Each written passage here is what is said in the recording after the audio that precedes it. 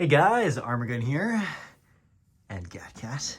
We are today checking out a very cool gun that I've loved and lusted after for a very long time. I have a couple of varieties here. So this is the Beretta PM12. We're gonna check it out. It's the SMG. This one's all blacked out. It's the version 1 though, with the cross-block safety. That's notable. I don't have a Gen 2 with this, the selector, but I have a couple more hiding in here. And this one just so happens to be like the military color, which is very cool. So we'll pull them apart and see if there's anything else different. Well, I'll pull them apart in the B channel video, which will be disassembly. We'll pop them both apart. I'm sure they're probably both the same. But we'll find out together. In the meantime, let's grab one, head over to the tool bench, and we'll kick off this video. We'll cover a little bit about what it is. We'll cover the controls, how to run the gun. We'll cover the ergonomics, which are very important and often overlooked. I'll give you the ASMR review, the most satisfying element of that gun, as well as the secret sauce, what makes that gun particularly special.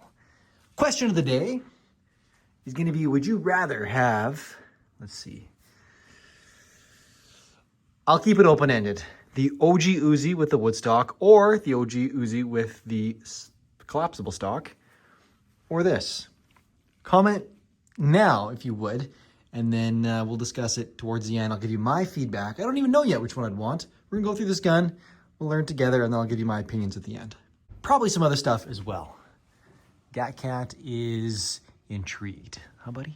Yes. All right. Cat has assumed the position. What is snuggle butt? Let's get into this. All right. So this is a submachine gun that Italy developed in the 50s, chambered in 9mm. They used the same double stack, double feed mag that they used in their early SMGs that even date pre-World War II, which is awesome. They, unlike the Germans, the Americans had a good mag with the Thompson. They ditched it. They went in favor of, it was weird because it had a few other things going on with it because the Thompson was like one of the first submachine guns ever. But then they went in favor of a Sten version mag for the grease gun, and just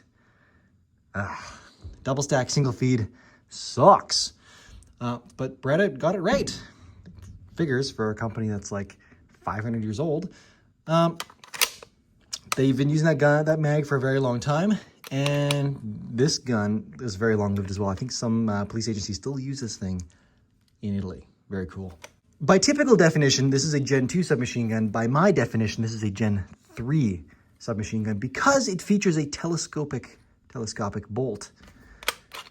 That means that the bolt itself, it's still moving in there, extends way past the bolt face. A typical Gen 2 is just going to be a stamped gun. Basically, the SMGs, when they went to stampings, they became very economical to make, to be mass-produced very cheaply.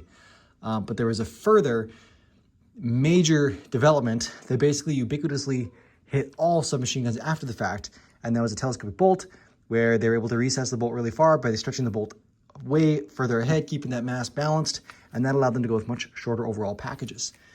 Now, the Uzi was technically the first to bring that in. Debatable though. There was a Czech gun that might have even beat it. This was the Czech produced. This is the model of 26, but it was developed in the late 40s. Very, very, very cool. A lot of cool things going on with this gun. And it's argued that maybe the Uzi stole this design. This was the first, I think, by date, gun that released the telescopic bolt. Therefore, the first transition into the Gen 3 territory by my definition. But we're getting into the weeds. We don't really know. I don't really know if Uzi stole the idea or if he just came upon it independently because he was a very smart guy. But anyways, we're talking about this guy, so let's get back at it. So for wider context, that was being developed in the late 40s. The Uzi's also developed in the late 40s, came into production in the mid-50s, early 50s. This came into production in the late 50s. So they did a couple things very different, and that was they didn't go with the grip in, or the mag in grip doctrine, which the Uzi really liked. They liked that hand-to-hand type deal. These guys kept their traditional 2 grips, mag in the middle. Very, very common for the the World War II guns and previous. So it's interesting. I did take the forward technology of the bolt, which is cool. Check again my B channel, Arm & Armory, for the disassembly of this gun, which should be live at the same time this video is. And I'll show you what that is in detail. But that's the boring history of the gun. Still, now we're getting into the fun stuff. So this is really interesting, how to run this gun. This is kind of the key to making the system work. Kind of like the HKP7 with its squeeze cock and grip. That controls kind of the gun. This thing, you can't run the charging handle, pull the trigger, nothing unless this is pulled. And then you get the trigger, you get the charging handle, all due to this little guy. This is your grip safety. There is still a standard safety on the gun. That's this guy. Oh, that's this guy right here, actually. Red for dead or not. Actually, apparently it's backwards. Pushing the red one, you get fire. Pushing this one, and you're locked out, even from pressing down the grip safety. Man, these Italians were safety conscious. OSHA would be proud. I'll get out of that. We don't need that for the rest of the video. Very nice, easy to pull back. Even though it's a little kind of low profile, it's a reciprocating charging handle, so it's going to go back every single time that thing goes. Yes, this is a cool gun. Or you press that little button in there. So let's check out that trigger. There's your initial. Oh yeah, it's got some mush in there, and then it drops. Overall though, still pretty light trigger, not bad. Vertical forward grip is a little less steeply raked than the actual primary grip, but it's very comfortable. You can get around there. Again, you be careful, you can't do this. That's not gonna work very well for you. Now, sights on this thing are actually awesome. This was very forward thinking for the sights, but that's ergonomics. We'll get there in a second. Mag release is great, very easy to actuate. Right here, decently out of the way, so you shouldn't be prone to bumping it, but still very easy to actuate right there. Mags slide in very well and lock in securely also.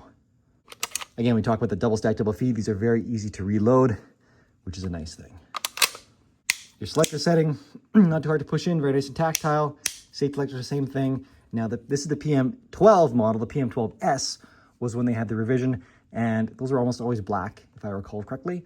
And they had a selector lever here, kind of like the HK stuff.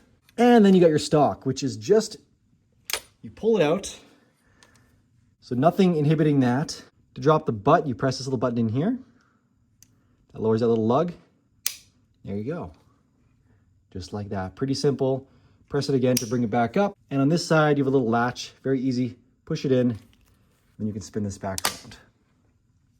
So, for ergonomics, this thing is honestly not, as a righty, you're right here. That's cool. As a lefty, a little awkward, not quite as lower profile grip there or charging handle. But overall good. I like that this is a snag-free design. That's pretty slick. Again, your sights here, you basically got a little ghost ring. This peephole, given this is a 9mm SMG, short radius, you could definitely drill that hole out. It would probably be better if you did.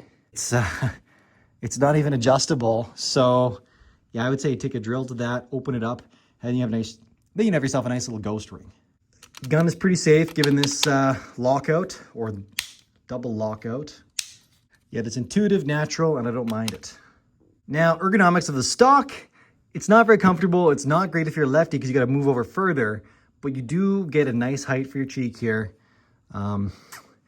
It's got a nice textured paint on it, but it's still bare metal, or well, painted metal.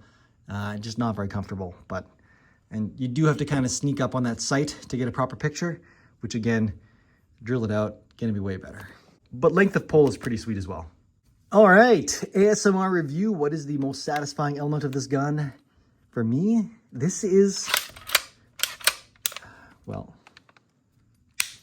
this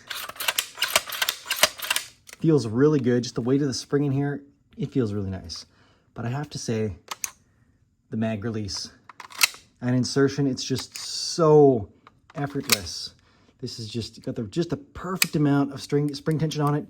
Get in there, boop, and this, like, honestly, It just has a little bit of push where it wants to come out. Oh, it's so good. And this is wide enough where it just goes in easy.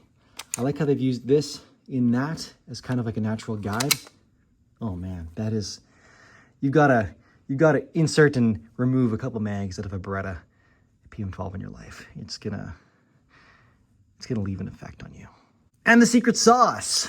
I don't even know right up until now. What is the secret sauce in this gun? It's chunky. It's pretty well balanced right in the middle.